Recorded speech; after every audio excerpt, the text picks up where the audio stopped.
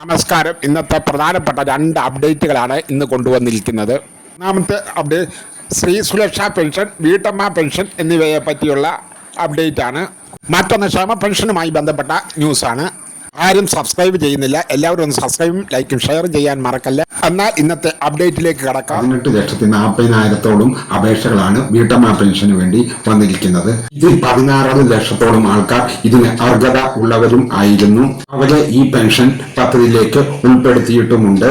October 29 കഴിഞ്ഞ സർക്കാർ നടപ്പിലാക്കിയ പദ്ധതിയായിരുന്നു ഇത്. ഈ പദ്ധതി നിർത്താൻ പോവുകയാണ് എന്ന സൂചനകളാണ് നിലവിൽ വന്നിരിക്കുന്നത്. ഗവർണറുടെ നയപ്രഖ്യാപനത്തിൽ സ്ത്രീ സുരക്ഷാ പെൻഷനെ പറ്റി യാതൊന്നും പറഞ്ഞിട്ടില്ല. ലക്ഷക്കണക്കിന് ഗുണഭോക്താക്കളെ ബാധിക്കുന്ന വലിയൊരു പ്രശ്നമാണിത്. 19 ബഡ്ജറ്റ് വരുന്നത്. ഈ വെള്ളിയാഴ്ച ഇതിനെപ്പറ്റി യാതൊരുവിധ സൂചനകളും ബഡ്ജറ്റിൽ ഉണ്ടായില്ലെങ്കിൽ ഈ പെൻഷൻ നിർത്തി എന്നാണ് അർത്ഥം. പദ്ധതി ഉദ്ഘാടനം ചെയ്ത് ഫെബ്രുവരിയിലായിരുന്നു. ഫെബ്രുവരിയിലെ മാർച്ചിലെ പെൻഷൻ തരികയും ചെയ്തു. നടപ്പിലാക്കിയ സർക്കാർ തന്നെ ഏപ്രിലിൽ പെൻഷൻ തരികയും ചെയ്തില്ല.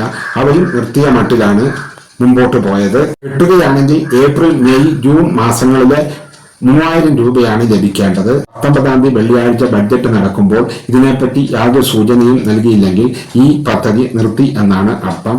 അടുത്തത് ക്ഷേമ പെൻഷനുമായി ബന്ധപ്പെട്ട വിവരമാണ്. പറഞ്ഞതിന് നേരത്തെ ക്ഷേമ പെൻഷൻ എത്തുന്നു.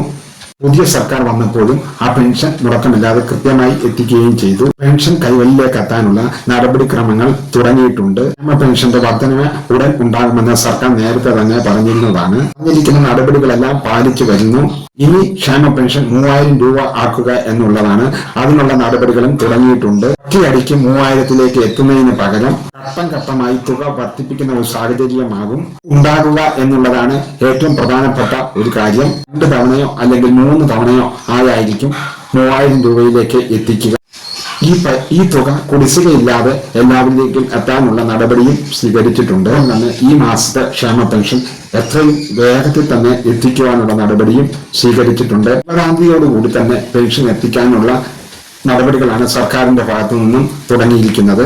3000 രൂപ എത്തിക്കുന്നതിനുള്ള ഒരു തീരുമാനം ബഡ്ജറ്റിൽ തന്നെ ഉണ്ടാവുകയും ചെയ്യും. ഒറ്റയടിക്ക് തുക വർദ്ധിപ്പിക്കാൻ സാധ്യതയില്ല. ആ സർക്കാരിന് വലിയൊരു ഭാരമായിരിക്കും വരാൻ പോകുന്നത്. അതുകൊണ്ട് ഘട്ടം ഘട്ടമായിട്ടുള്ള ഒരു നടപടിക്രമമായിരിക്കും വരാൻ പോകുന്നത്. അതുപോലെ തന്നെ പരിശോധനകൾ വളരെ കർശനമാക്കുവാനാണ് തീരുമാനം. അർഹതയില്ലാത്തവരെ പൂർണ്ണമായും ഒഴിവാക്കുന്നതിനുള്ള നടപടികളും ഉടൻ തന്നെ ഉണ്ടാകും. അനധികൃതമായി പെൻഷൻ കൈപ്പറ്റുന്നവരുടെ കയ്യിൽ നിന്നും നിയമ നടപടികളിലൂടെ പെൻഷൻ തിരിച്ചു വാങ്ങുവാനുള്ള നടപടികളും സ്വീകരിക്കും.